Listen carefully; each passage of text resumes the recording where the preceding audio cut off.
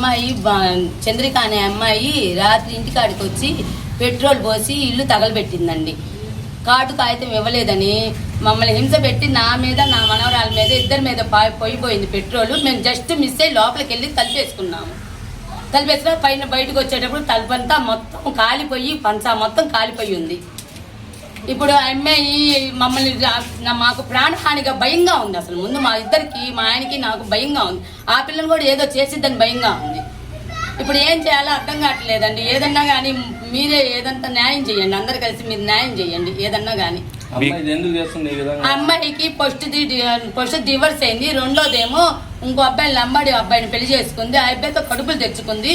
ఆ 4 కడుపులు పోయినాక ఆ అమ్మాయికి మైండ్ పోయిందో ఏమో మాకు తెలీదు.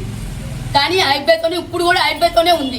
ఇండైరెక్ట్ గా అబ్బాయి పెళ్లి చేసుకున్నా కూడా ఆ అబ్బాయితోనే ఇన్లీగల్ గా కాంటాక్ట్ అయ్యింది ఆ పిల్ల.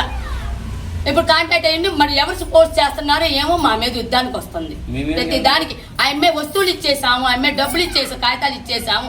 ఆ అమ్మాయి అంటూ ఏ వస్తువు మా దగ్గర లేదు. అసలు మా జోలికి రావాల్సిన అవసరం లేదు. ఆ పద్దాకులు ఎందుకు వస్తుందో కూడా మాకు తెలియట్లేదు. ఇప్పుడు అసలు అయినా లాయర్లు కూడా మహిళా మండలి నుంచి లాయర్లు కూడా మీకు సంబంధం లేదని చెప్పారు.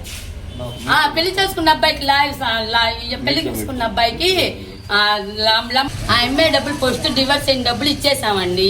రెండోసారి ఇప్పుడు మాకు ఆస్తి కోసం నువ్వు చచ్చిపోవాలి, నువ్వు చచ్చిపోతే నేను ఇంట్లోకి వచ్చి కూర్చుంటాను అంటుంది ఆ అమ్మాయి.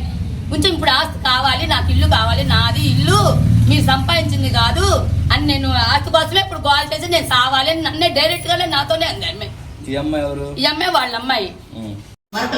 ఇక్కడ మరకలు అప్పుడు కేసు పెట్టలేదు. ఇప్పుడు పెట్రోల్ తీసుకొచ్చి పెట్టేసి అసలు జస్ట్ మిస్ మేము ఇద్దరం తప్పించుకున్నాం.